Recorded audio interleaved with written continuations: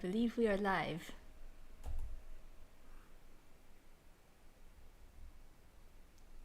The YouTube doesn't believe so. There we are. Hello, world. I'm Saki, and oh wait, I just messed up the order. Welcome to Poetry Thursdays 2023. Just kidding. This is a continuation of 2022. I am your host, Saki, and this is co-host Matthew. So we're doing one more live stream for some reason. Was there a reason? I don't remember. Oh. Well, there was probably a reason. For some reason, we're doing one more episode, even though it's now 2023. I have written a very short poem, and I have one old one also to share. Me too. Oh, nice. Rock, paper, scissors for who goes first? Okay. All right. Winner or loser goes first? Winner. Okay. 1, 2, 3. 1, 2, 3. Okay, so I can go first. Are we doing old or new first? New. Okay. Okay, this very first poem of the year. Oh, I didn't think about that. I should have written about something more significant. Well, anyway, it's a small poem on stable diffusion. You know what that is? This is the AI art generation thing. Mm-hmm. Do you know why it is called stable diffusion? I think it's something to do with the algorithm, right? Like it just figures out which combination of sort of local pixels fit best. Mm-hmm. Yeah, there's a really good visualization of it that you could just probably Google. But they take a picture, an original picture, and then they kind of pixelate it. They like mess it up. And then they ask the computer to figure out what it originally was. And then once it solves it correctly, then it gets a dog treat. Then you say like, okay, do that. And then they take that original photo or picture and they mess it up even more until it's like really pixelated, and then they get to a point where like a human would not be able to figure it out even if they squinted really hard. So I think that the stable means it's like incremental. The diffusion is like, I don't know what that means. It's diffusing. So anyway, here's a short poem and we can discuss it afterward.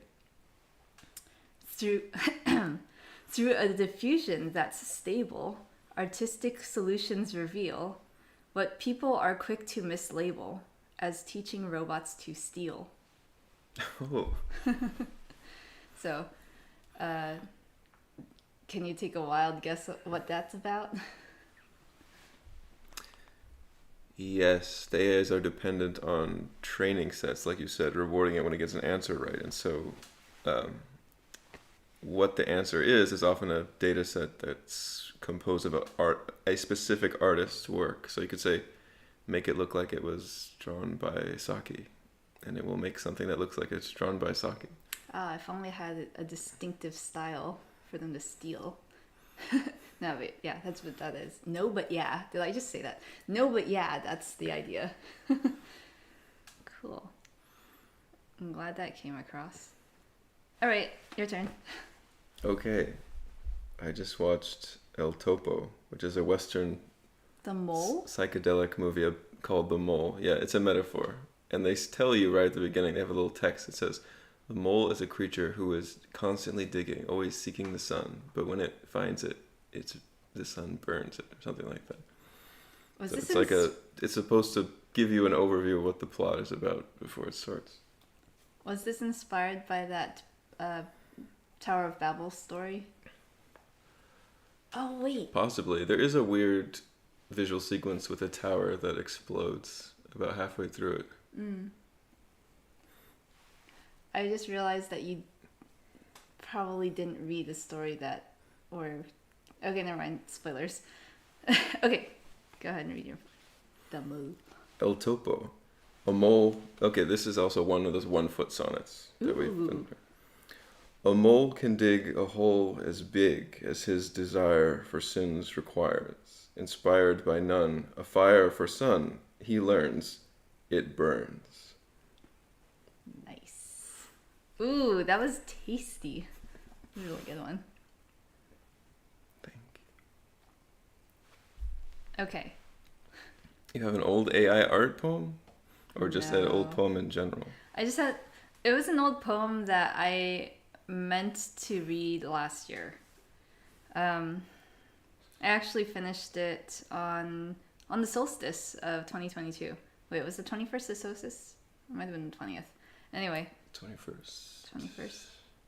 Alright, well, anyway, I finished this on December 21st, and I was going to read it for poetry night last week, but there was just too much going on. There were 3 of us, and we all had 2 poems, or yeah, we had a bunch of poems. So I saved it. I can't remember. I might have presented like a preliminary version of this on the stream, but maybe I'm crazy, and maybe I just like told you IRL about it. But anyway, I'm gonna read it now. I don't think it's on this channel yet. All right, so here we go. This is called Chase. I think I meant to put. Oh, this is called The Nightmare, with a subtitle: A Chase with the Erlking. That's really weird. I put 2 titles. This is the first time. I usually don't even give my poems 1 title, and here I've given it 2. Okay, so this poem is like okay, so I have a pentameter, and every line rhymes. Every syllable of each line rhymes with the one next to it. So it's couplets. Where anyway. Cool. Okay, you'll hear it. So this is called The Nightmare, I guess. The Erlking was asleep, moonlit night. Midst swirling of the leaves, soon its light. He wakes and spies me, peeping fool, forsake my hiding, leaping too. I dash away in terror, cleft in fear. Fast decays and error, death is near. Bramble caught my leg, flustered pain. Scrambled thoughts like egg, custard brain. So good. Super abstract, but also very visual. That all somehow stemmed from me waking up with kind of a custardy brain, going like, "Oh, my thoughts are so scrambled, like eggs." Yeah. Anyway. Your turn. My turn. Okay, this is one of my animal poems. Ooh. It was about a mole. Oh, I wish I had themed my 2 together. So this is probably one of the first poems I ever wrote. Is this from the Bio Nano times when we used to write post-it poems? Yeah. Oh.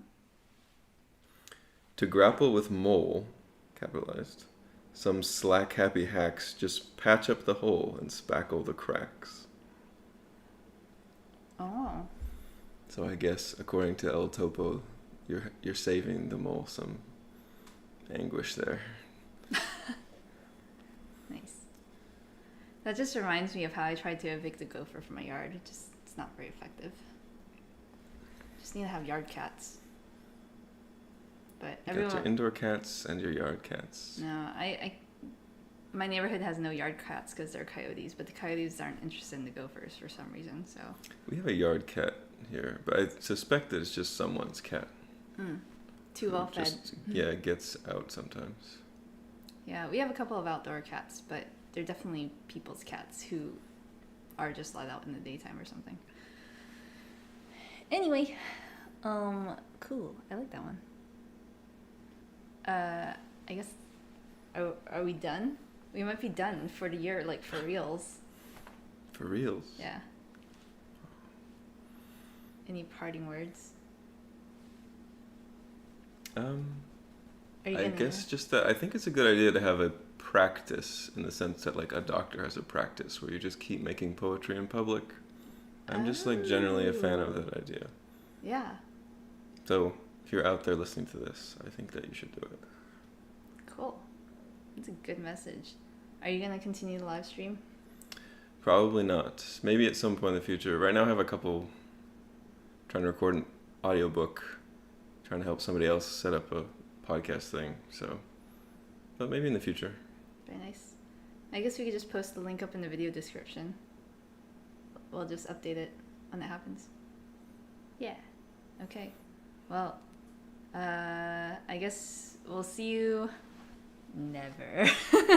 But you can tune in to the channel. I think I'll occasionally have some sort of poetry presentations at some point, but coming up next is probably a tutorial on how to slice tomatoes for burgers. Maybe a crafting tutorial, like a sewing one. And then after that, oh, anyway, I'm gonna do tutorials this year. I meant to do a lot more of those, and then I was just like, oh, I should do poetry live streams, and then like I stopped making all those other videos. So, all right, refocusing, New Year's resolution. Gonna make tutorials for my YouTube channel this year. Okay. Well, anyway, that's it. Bye bye.